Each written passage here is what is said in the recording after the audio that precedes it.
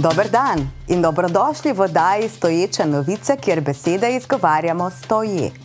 Ste se kdaj vprašali, katera je najpogosteje izrečena slovenska beseda?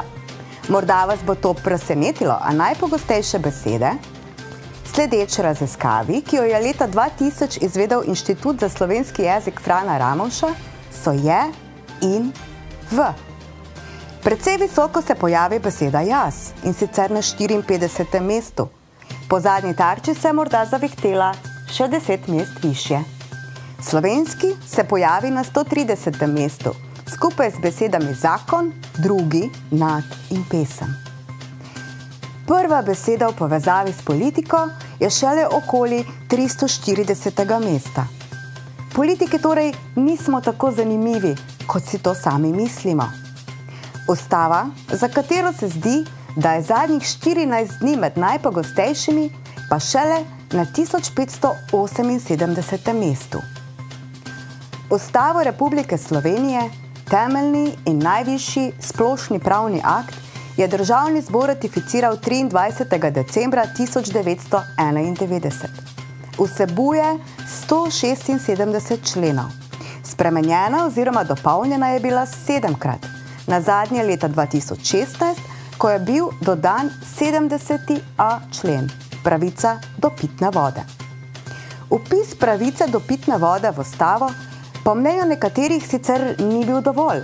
Tako pridemo od pravice do pitne vode do pravice do zakonodajnega referenduma. Ustava v 90. členu določa, da Državni zbor razpiše referendum o uveljavitvi zakona, ki ga je sprejel, če to zahteva najmanj 40 000 volivcev.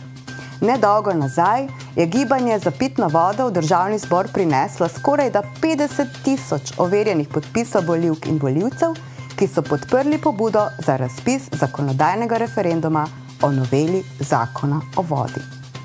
Referendum bo 11. julija. V predlogu zakona o vodah je sicer sporen le 37. člen, tisti, ki ob vodi onemogoča gradnjo objektov v privatne namene, stanovanjskih hiš, vikendov in podobno, omogoča pa gradnjo infrastrukture za javno rabo. V javnosti se zato pojavljajo vprašanja, kdo še ni uspel zgraditi hišice ob morju, da je ta novela zakona trn v peti oziroma ovira za temeljni kamen. Ali gre v tem primeru morda za iskreno skrb za vodo? Morda. A glede na to, kako pogosto slišimo, da je treba več poslušati stroko in manj politiko, je referendumska pobuda zanimiva, saj novela zakona o vodah dejansko vnaša večjo vlogo stroke in manjšo vlogo politike v gradnjo ob vodnem pasu. Nobeden od posegov se namreč ne bi mogel zgoditi brez soglasja Direkcije Republike Slovenije za vode.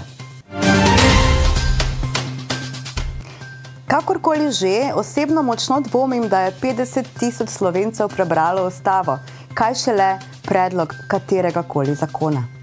Jaz, nevednica, sem pa mislila, da pijemo vodo iz podtalnice in ne iz Piranskega zaliva ali reke Save. V teku pa je že novo zbiranje podpisov, tokrat za spremembo ustave. Pobudniki želijo spremembo ustave doseči, kot navajajo, prepoved prisilnega cepljenja in diskriminacijo na podlagi cepljenja. V 18. člen, ki govori o prepovedi mučenja, bi med drugim dodali, da interesi znanosti in družbe ne smejo prevladati nad interesi in koristjo posameznika. Po novem se torej pravica ene osebe ne bo mogla več končati tam, kjer posega v pravico drugega, ker je posameznik nad družbo. Mimogrede, pobudniki, če to vidite, popravite si na Facebooku novico, da se ustava ni spreminjala že 13 let, ker je ta informacija napačna. Je pa res, da naj bi se kot temeljni akt spreminjala manj pogosto kot vozni red vlakov. Prav tako bi pobudniki dopisali, da nikogar ni mogoče prisiliti k cepljenju. Saj res, zakaj ne bi imeli spet pravice okužiti se z davico, tetanusom, oslovskim kašljem, otroško paralizo, ošpicami, mumpsom, rdečkami in hepatitisom B? V stranki navajajo, da bosta Medicina in znanost morali po teh spremembah ustave delovati v korist ljudi in ne boste smeli biti pod vplivom politike. Kar je pri tem naravnost ironično, je pravzaprav dvoje. Odločati se mora stroka, ne politika. In pobudo, da se ukinejo cepljenja, tudi tista, ki preprečujejo mnoge otroške bolezni, vlaga politika. Ki jaha na splošnem nezadovoljstvu ljudi glede pogojev PCT. In drugo, zakaj pa pozivate k prepovedi obveznega cepljenja in to v Ustavi Republike Slovenije, če zapovedi ni v Ustavi? Ko je ravno aktualno dopolnjevanje Ustave, a ne bi vpisali še možnost kompenzacije, da bi lahko Kordiš na Furs prinesel zeljno glavo ali pa 20 postov paradajza. In prepoved sklanjanja ženskih priimkov, seveda nismo Rusi. Sicer pa po Ustavi Republike Slovenije vsakdo lahko svobodno izbira, sprejema in širi vesti in mnenja.